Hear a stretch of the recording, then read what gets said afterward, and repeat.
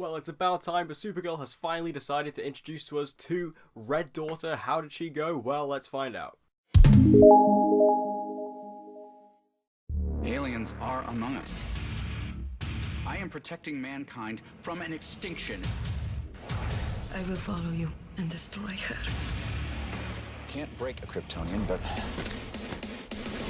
maybe we can bend one. In the wake of Lex Luthor's return, the show flashes back to what he's been doing for the last 2 years and how his secret machinations and plans have affected Supergirl and Lena. So yes, this episode, being episode 16, is the big episode where we've finally been introduced properly to Red Daughter. We finally get to spend some time with her, we get to see her, what she's been getting up to over the past 2 years with her interactions with Lex, and how she's been preparing for the kind of missions that she's been going on recently in these little flashes that we've seen. And it's been really awesome actually, just and a nice breath of fresh air to actually just experience this. I personally feel like they have held this off a bit long. I would have preferred this to have happened maybe 4 episodes ago, maybe even more than that. But all that being said, getting that we're now finally here, it is nice to actually have it all on screen and all unfold for us and have some answers after so many questions for such a long time. First off, I've got to say, Melissa was amazing in this episode. Like, Melissa Benoist was really fantastic as Red Daughter. We don't actually see Earth 1, or just, regular Kara. She's not even in this episode. Really, the only characters we have in this episode are Red Daughter, Lex Luthor, and Eve Tessmacher, and also a little bit of Otis Graves, if you want to chuck him in there, but we don't want to talk about him. Melissa's performance was really incredible. Like, it was there's one scene in particular which, obviously, if you're watching this review, I assume you've seen the episode, spoilers ahead, which is that there's the scene where she realizes that that little boy who she saved earlier in the episode was killed, and yeah, she completely breaks down and starts screaming. Like, really good stuff from Melissa Benoist, really good stuff. And I've kind of been saying this for a while, but Melissa really doesn't get to do that much on Supergirl. Because, and I'm talking emotion-wise, because the writers just don't really give Kara any character development at all. They never have. So with that being said, the fact that she was actually able to play something here, and I was actually able to show off how good she is as an actress, I was really happy to see. And again, just overall, the fact that she got to play Red Daughter and actually get some character development. Like, Red Daughter has got more character development in 40 minutes than Kara has over 4 seasons. It's ridiculous. But the fact that she was able to actually play to that and actually get to use that and play to her strengths was really nice. And Melissa just did a fabulous job overall. And Red Daughter was actually really quite interesting. I didn't expect them to go as deep with her as they did. I thought Red Daughter was very much just going to be this blank slate, which she is, but they expand on that. But I thought she was just going to be this blank slate with no emotion and no kind of feelings whatsoever. She was basically just going to be a killing machine. But it's not like that. She actually starts to discover like human connections and how it feels to be human, and she kind of goes on this personal journey about all that.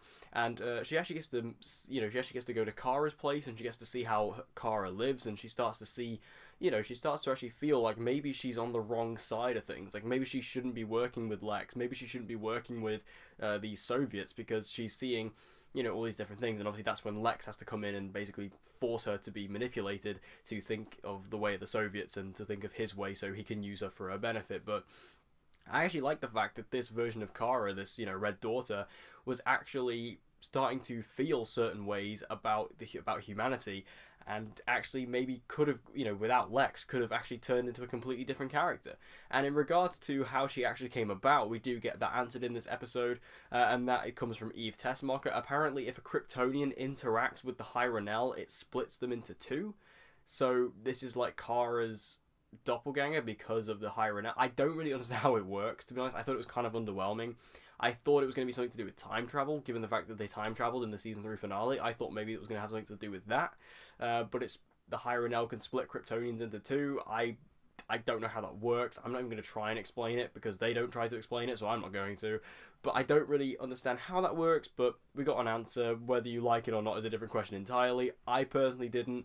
I didn't think this is a great explanation as to how this character actually exists, but I guess we'll just have to take it or leave it. Now, John Cryer does return as Lex in this episode and was once again awesome. Obviously, I was very positive about Lex last week. I thought John Cryer did a great job in playing him, and he was even better in this episode. In the first episode we got him, in last episode, the first time we got to see him, I was a little bit iffy with him. I liked him very much so for the most part, but there were a couple of moments where I felt like he was maybe overstepping the line or was a bit too campy in that kind of regard, like superhero camp that wasn't too too good for me in regards to the character of Lex.